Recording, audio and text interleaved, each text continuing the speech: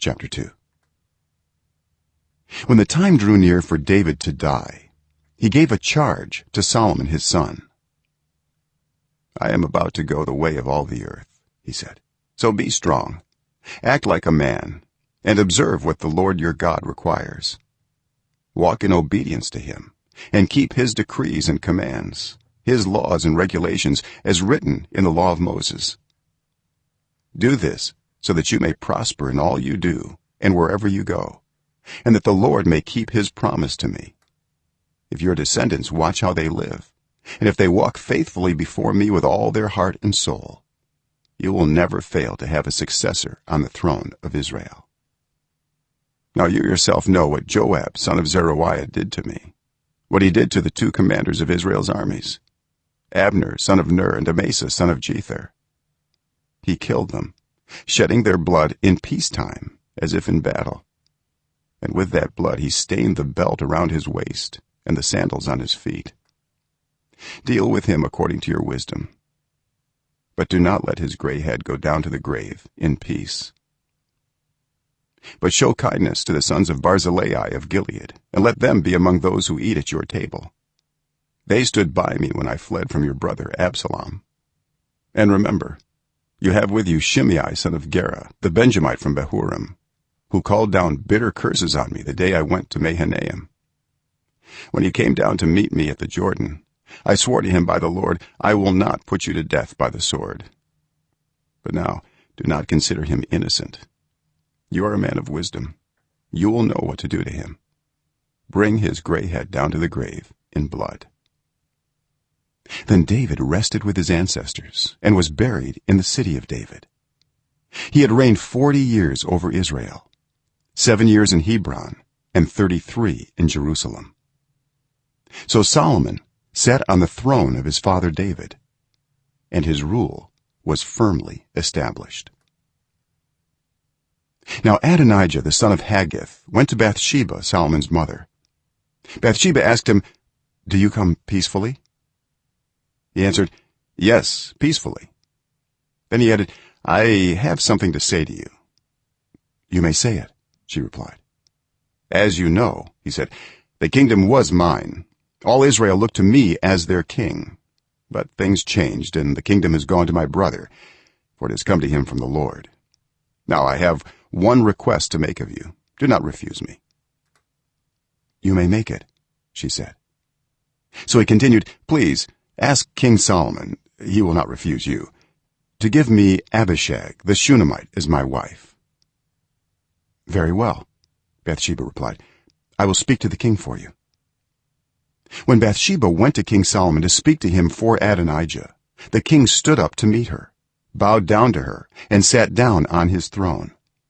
He had a throne brought for the king's mother, and she sat down at his right hand. "I have one small request to make of you," she said. "Do not refuse me."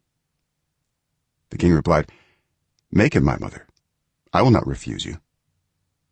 So she said, "Let Abishag the Shunammite be given in marriage to your brother Adonijah."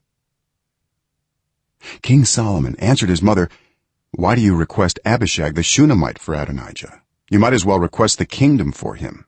After all, he is my older brother. Yes, for him and for Abiathar the priest and Joab son of Zeruiah." Then King Solomon swore by the Lord, "May God deal with me, be it ever so severely, if Adonijah does not pay with his life for this request. And now, as surely as the Lord lives, he who has established me securely on the throne of my father David, and has founded a dynasty for me as he promised, Adonijah shall be put to death today." So King Solomon gave orders to Benaiah son of Jehoiada, and he struck down Adonijah, and he died. To Abiathar the priest the king said, "Go back to your fields in Anathoth. You deserve to die, but I will not put you to death now, because you carried the ark of the sovereign Lord before my father David and shared all my father's hardships." So Solomon removed Abiathar from the priesthood of the Lord, fulfilling the word the Lord had spoken at Shiloh about the house of Eli. When the news reached Joab, who had conspired with Adonijah though not with Absalom, he fled to the tent of the Lord and took hold of the horns of the altar. King Solomon was told that Joab had fled to the tent of the Lord and was beside the altar. Then Solomon ordered Benaiah son of Jehoiada, "Go, strike him down." So Benaiah entered the tent of the Lord and said to Joab, "The king says, 'Come out.'" But he answered, "No, I will die here." Benaiah reported to the king, "This is how Joab answered me." Then the king commanded Benaiah, "Do as he says, strike him down and bury him, and so clear me and my whole family of the guilt of the innocent blood that Joab shed. The Lord will repay him for the blood he shed, because without my father David knowing it, he attacked 2 men and killed them with a sword. Both of them, Abner son of Ner, commander of Israel's army, and Amasa son of Jether, commander of Judah's army, were better men and more upright than he. May the guilt of their blood rest on the head of Joab and his descendants forever. But on David and his descendants, his house and his throne, may there be the Lord's peace forever." So Benaiah son of Jehoiada went up and struck down Joab and killed him, and he was buried at his home out in the country. The king put Benaiah son of Jehoiada over the army in Joab's position and replaced Abiathar with Zadok the priest. Then the king sent for Shimei and said to him, "Build yourself a house in Jerusalem and live there, but do not go anywhere else. The day you leave and cross the Kidron valley, you can be sure you will die. Your blood will be on your own head." Shimei answered the king, "What you say is good. Your servant will do as my lord the king has said." And Shimei stayed in Jerusalem for a long time. But 3 years later, 2 of Shimei's slaves ran off to Achish son of Maacah, king of Gath.